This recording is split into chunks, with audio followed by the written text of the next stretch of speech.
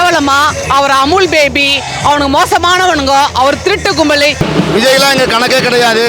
புதுசா வருவாங்க, வரவங்களாம். அவர் நாட்டுக்காக வந்து எல்லாம் போய் மத்திய அரசு கிட்ட போய் போராடுறாருல, அதனால அவருக்கு தீய சக்தியா தான் தெரியும். எனக்கு 50 வயசாகுது. எனக்கு கருத்து தெரிஞ்சிலேருந்து நான் திராவிட முன்னேற்ற கழகத்தை தான் இருக்கிறேன். எங்கள் அப்பா, எங்கள் அண்ணன், எங்கள் அம்மா எல்லாமே திராவிட முன்னேற்ற கழகம் தான்.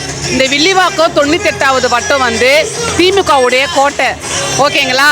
நேற்று பேஞ்ச மழையில் இன்னைக்கு முளைச்ச காளானுங்களாம் வந்து கட்சி ஆரம்பிச்சுக்கின்னு ஒரே அமக்கலை பண்ணுறாங்க.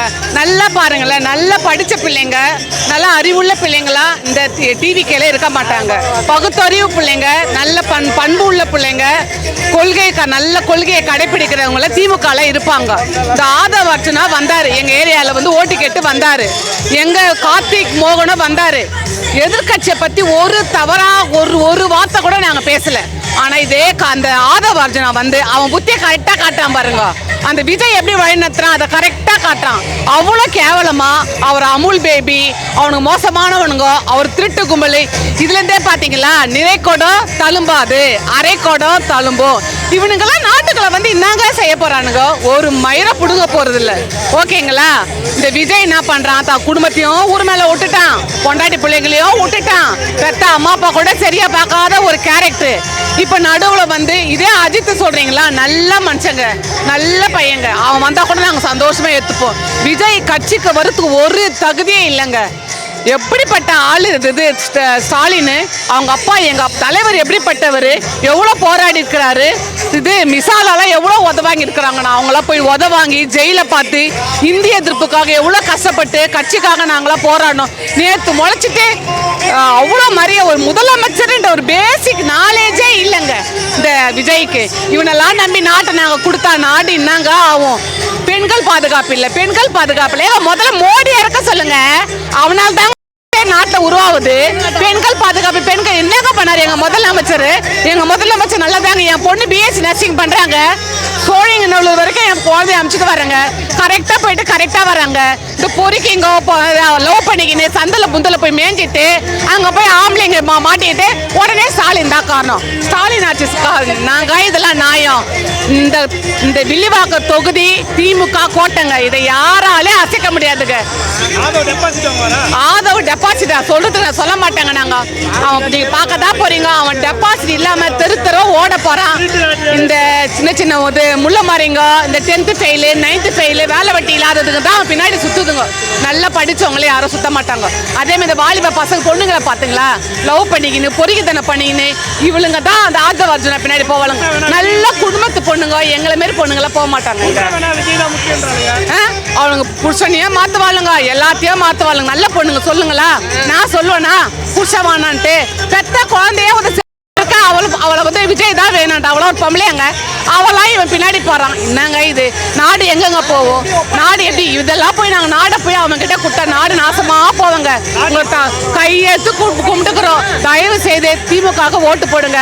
நல்லா படிச்சிருக்கீங்க, நல்ல அறிவுள்ள ஜனங்களா இருக்கிறீங்க, பார்த்து ஓட்டு போடுங்க. முதல்வரே வந்திருப்பது மிகப்பெரிய ஒரு பெரிய பிளஸ் பாயிண்ட். பொதுவாக எல்லா தொகுதிகளுக்கும் தன்னுடைய வேட்பாளர்களை மதித்து அவர்கள் வெற்றி பெற்றாக வேண்டும் என்று தன்னெழுச்சியாக அவர்கள் வந்து வேட்பாளர்களை மதித்து பிரச்சாரம் செய்வது என்பது வேறு எந்த கட்சியிலும் இல்லாத ஒரு மிகப்பெரிய சிறப்பு. நம்முடைய முதல்வர் எல்லாரையும் மதிக்கிறார் என்பதற்கான மிகப்பெரிய எடுத்துக்காட்டாக இந்திய யூனியன் முஸ்லீம் லீக் பார்க்கிறார். மக்கள் வந்து ஆதவ அர்ஜுனாவை ஒரு வேட்பாளராக பார்க்கவில்லை, அவர் கோமாளி கூட்டத்தின் ஒரு பகுதியாக ஆதவ அர்ஜுனா இருப்பதால் கண்டிப்பாக அவரை மண்ணை கவ்வார் என்பது நாம் கள நிலவரம் நாம் பார்த்தவரை இருக்கிறது. இஸ்லாமியர்கள் பள்ளிவாசல்களையும் சர்ச்சுகளில் கிறிஸ்தவர்களும் திராவிட முன்னேற்ற கழகத்தை வெற்றிக்காக பாடுபடுகிறார்கள். ஆதவ் அர்ஜுனா கண்டிப்பாக வெற்றி பெற முடியாது என்பதை நான் இப்பொழுதே சொல்லி வைக்கிறேன். இது நடந்தே தீரும். விஜய் வந்து கணக்கில் எடுக்க முடியும். முதல்வரே சொல்லிட்டாரு, விஜய்லாம் இங்கே கணக்கே கிடையாது. புதுசாக வருவாங்க, வரவங்களாம் திராவிட முன்னேற்ற கழகத்தை தான் ஏசுவார்கள், திராவிட முன்னேற்ற கழகத்தை சொல்லித்தான் கட்சி வளர்ப்பார்கள். இப்போ ஆதவ அர்ஜுனா எங்கேருந்து வராங்க நமக்கு தெரியாது. இன்னொருத்தர் வந்து ஏடிஎம்கேல விஜயகுமார், அவரு வந்து இந்த பக்கம் எங்கேருந்தோ வராரு. அது மாதிரி அவர் பக்கத்தில் தானே இருக்குது அண்ணா நகர். எல்லாரும் வந்து அதே ஏரியாவிலேருந்து வந்து எம்எல்ஏவா நிற்கிறது இல்லைல்ல, எல்லாம் வேறு ஏரியாவிலேருந்து தானே வேறு இடத்துல போய் நிற்கிறாங்க எம்எல்ஏவா. அவர் பக்கத்தில் தானே இருக்கிறார் அண்ணா நகர், நாங்கள் ஈஸியாக போய் பார்க்கலாம். அவரும் சொல்லிட்டாரு, எங்களை வந்து ஈஸியாக நீங்கள் வந்து பார்க்கலாம் அப்படின்னு சொல்லியிருக்காரு. அதனால எங்களுக்கு எந்த பிரச்சனையும் இல்லை. அது வந்து எங்களுக்கு அந்த அளவுக்குலாம் இது இல்லை. நாங்கள் பார்க்குறதில்ல அவரெல்லாம் அந்த அளவுக்கு. பார்த்துருக்கேன், அந்த அளவுக்கு எங்களுக்கு அதில் இன்ட்ரெஸ்ட் இல்லை. இப்போ நல்ல தொகுதி, இப்போ நல்லா நடத்துகிறாரு, நல்லா இருக்கிறோம். அவருக்கு தான் இந்த நாடே இருக்குது. வராதே நல்லா பண்ணுறாரு. இன்னும் வந்துட்டாருன்னா மகளிருக்கு இன்னும் நல்லா பண்ணுவார். நல்லது தான். இப்போ எங்களுக்கு ஒரு போய் மளிகை சாமான் பொருள் வாங்குறோன்னு வச்சிங்களா, அதில் கூப்பன் மைனஸ்னா 10 ரூபான்றது 5 ரூபா மைனஸ் பண்ணுறது எங்களுக்கு நல்லது தானே. எங்களுக்கு பெனிஃபிட் தானே அவர் பண்ணுறாரு. நல்லது தான் செய்கிறாரு. அவர் தான் வரணும். எங்களுக்கு ரொம்ப சந்தோஷமா இருக்கு. நல்லா சந்தோஷமா இருக்கு. பார்த்தாவே உங்களுக்கே தெரியும். நாங்கள் சொல்ல வேணாம். எங்கள் ஐநாவட்டில் வந்து முடிக்கிறாரு. அதுவே எங்களுக்கு பெரிய விஷயம் தான். எங்களுக்கு சொன்ன மாதிரி எல்லா இடத்துலையும் போயிட்டு கடைசியாக வந்து எங்களுக்கு தான் வந்து இது கொடுக்குறாரு அவர் முதல்வர். அதனால எங்களுக்கு ரொம்ப சந்தோஷமா இருக்குது. முக்கியமாக சொல்கிறேன், நான் ஒரு விஜய் ரசிகை. நான் ஒரு விஜய் ரசிகை. எனக்கு ரொம்ப ரொம்ப பிடிக்கும். ஆனால் அது திரையில் பிடிக்கும். வெளியே வந்து நீங்கள் எப்படி பேசுகிறீங்க, இப்போ வெளி உலகம் வந்தீங்கன்னா ஒரு தலைவராக வரீங்கன்னா நீங்கள் என்ன செய்கிறீங்கன்றது வந்து சொல்லிட்டு வந்து செஞ்சால் பரவாயில்ல. எதுவுமே செய்யாமல் வந்தவுடனே ஒரு தலைவரை வந்து திட்டிலாம் வந்து இது பண்ண முடியாது. ஒரே தலைவரை வந்து நீங்கள் இது பண்ண முடியாது. நாட்டில் அதாவது மத்திய அரசுக்கிட்டேருந்து வருது. அங்கேயும் வந்து கொஞ்சம் குரல் கொடுக்கணும். அங்கே கொடுக்கறது இல்லை. எதுவுமே இது பண்ணுறது தீய சக்திங்க பாருங்க. அவர் சொல்வார் தீய சக்தின்னு. எங்களுக்கு தெரியும் அது எதுலலாம் தீய சக்தி அப்படின்னு சொல்லிட்டு. அவர் நாட்டுக்காக வந்து எல்லாம் போய் மத்திய அரசுக்கிட்ட போய் போராடுறாருல, அதனால் அவருக்கு தீய சக்தியாக தான் தெரியும். புரியுதா உங்களுக்கு? மத்திய அரசுக்கிட்ட எல்லாமே போராடி வாங்கி தராருல, அதனால் அவருக்கு தீய சக்தியாக தான் தெரியும். எங்களுக்கு அது வந்து அவருக்கு எப்படி தெரியுதுன்னு தெரியல. எங்களுக்கு அவர் ரொம்ப தீய சக்தியாக தான் தெரியுறாரு மு க ஸ்டாலின் சார். அவருக்கு எப்படி தெரியுதுன்னு எங்களுக்கு தெரியல. அவரும் இதே தமிழ்நாட்டில் தான் இது பண்ணி வந்திருக்கிறாரு. அவர் எப்படி இப்போ திடீர்னு வந்து தீய சக்தி சொல்கிறாருன்னு எங்களுக்கே தெரியல. புதுசாக இப்போ கட்சி ஆரம்பித்த பிறகு தீய சக்தின்னு சொல்கிறார் இந்த 2 வருஷத்தில். இதுக்கு முன்னாடிலாம் இதே நாட்டில் தானே இருந்தாங்க, தமிழ்நாட்டில் தானே இருந்தார். அப்போல்லாம் ஏன் குரல் கொடுக்கல?